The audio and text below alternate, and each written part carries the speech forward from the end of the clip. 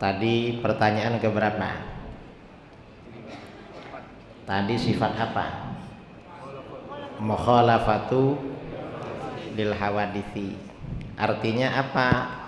Allah itu berbeda dengan apapun perkara yang baru. Allah tidak serupa dan tidak sama dengan perkara baru. Itu mukhalafatu lil hawadithi.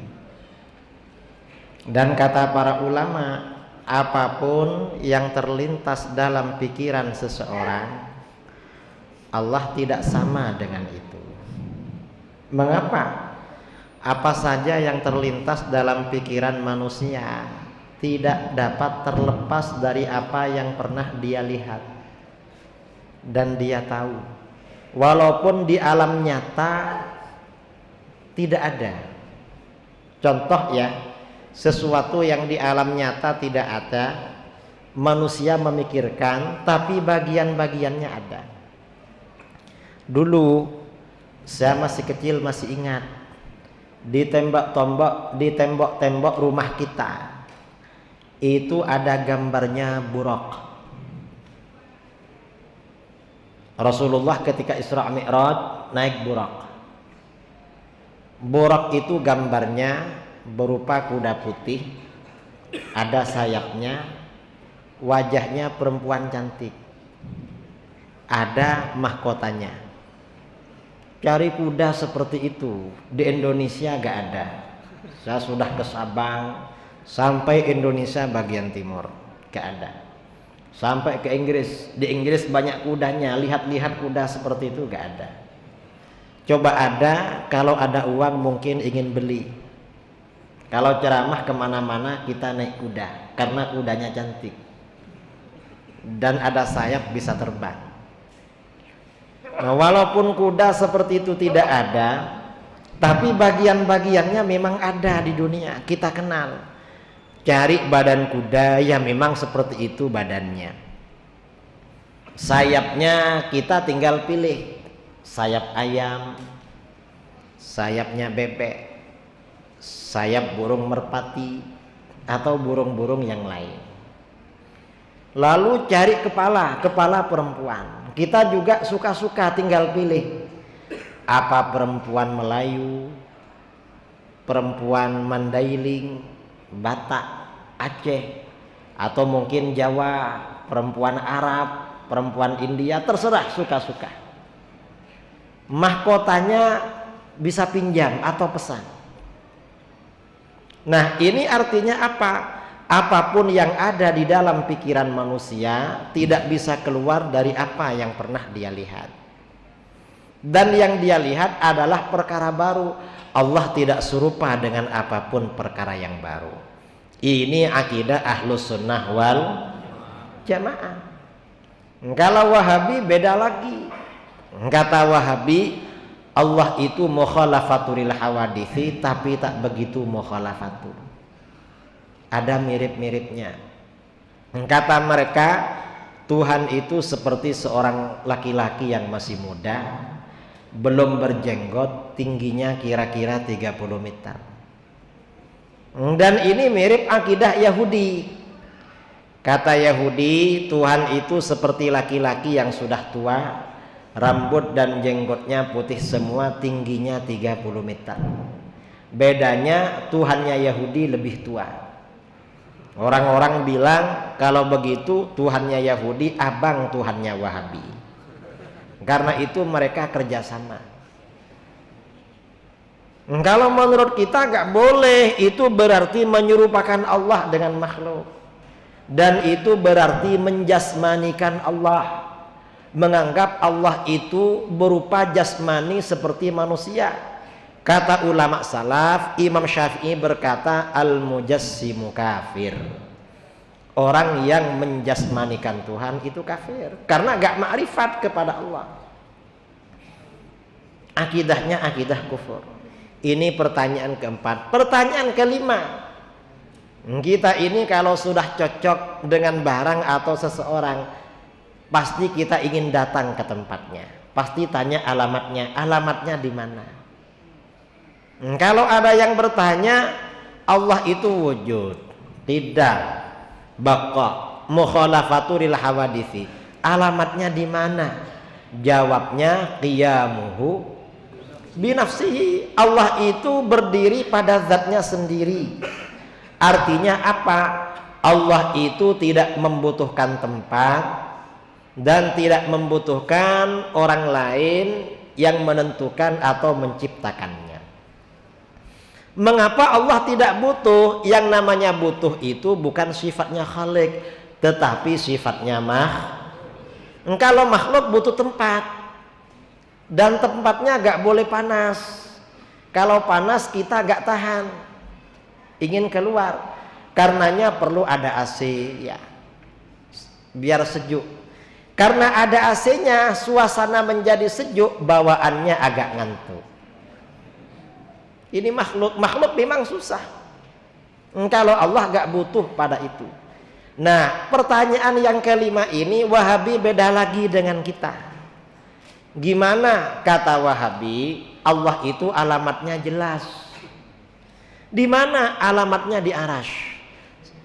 Loh, di mana Arasy itu jauh? Loh, kalau kita ingin ada perlu, jangan khawatir. Setiap pukul 3 pagi Tuhan itu turun ke langit pertama di dunia. Jadi kita berdoa lebih dekat lagi karena sudah ada di langit pertama. Wahabi ditanya, Wahabi, pukul 3 pagi itu kalau waktu Indonesia beda-beda, dibagi 3. Ada Indonesia Barat, Indonesia Tengah, Indonesia Timur. Kalau waktu istiwa tiap daerah beda-beda pukul 3 itu. Nah, Tuhan itu turun pukul 3 pagi, itu pukul 3 ikut waktu daerah mana? Kata Wahabi, ya sesuai dengan daerah masing-masing lah. Jadi turun terus. Kalau turun terus, lalu naiknya kapan? Karena turun itu gak sempurna tanpa ada naik. Wahabi gak bisa jawab. Kata Wahabi, orang yang tidak beriktikad Allah ada di Arasy adalah kafir. Itu kata mereka. Kalau kita Ahlus Sunnah wal Jamaah menyikapi Wahabi yang beriktikad Allah ada di Arasy tidak mengkafirkan. Kata Syekh Al-Bajuri, Imam Al-Bajuri dalam Tuhfatul Murid, Hasyiah Jauharatul Tauhid, orang yang beriktikad Allah ada di Arasy tidak kafir, tetapi sesat dan menyesatkan. Mengapa? Karena itu bukan alamat Tuhan, itu alamat palsu. Allah tidak memerlukan tempat. Tahun 2009 saya dialog dengan Wahabi di Surabaya. 2015 ketika ada di Perak di Malaysia. Kata Wahabi, Ustadz, gak betul kalau dikatakan Allah tidak bertempat. Mengapa? Karena Allah itu ada. Setiap sesuatu yang ada pasti bertempat. Kalau tidak bertempat berarti tidak ada. Saya bilang, kalau begitu kamu bisa kafir. Loh, mengapa bisa kafir? Saya tanya, Allah tempatnya di mana? Kata dia, ya jelas di Arasy. Kalau begitu kamu bisa kafir. Loh, kenapa? Saya tanya lagi, Arasy itu makhluk apa bukan? Kalau kamu jawab Arasy bukan makhluk, kamu kafir. Karena meyakini beriktikad ada selain Allah bukan makhluk Allah, jelas kafir. Kalau kamu menjawab Arasy itu makhluk, kamu bisa kafir juga, cuma kafirnya tidak langsung. Kamu pilih yang langsung apa yang tidak langsung? Arasy itu makhluk apa bukan? Setelah berpikir, kata dia, ya jelaslah Arasy itu makhluk, mau gimana lagi? Sekarang saya tanya, kalau Arasy itu memang makhluk, sebelum Allah menciptakan Arasy, Allah tinggalnya di mana? Apa kamu bilang karena Arasy belum ada, Tuhan gak ada, kafir kamu? Atau kamu bilang karena Arasy belum ada, Tuhan tidak bertempat, berarti akidah kamu tidak betul, gak benar, sesat. Gimana? Setelah berpikir, kata dia, Ustadz, apa? Ustadz gak boleh tanya begitu. Mengapa? Karena itu pertanyaan haram.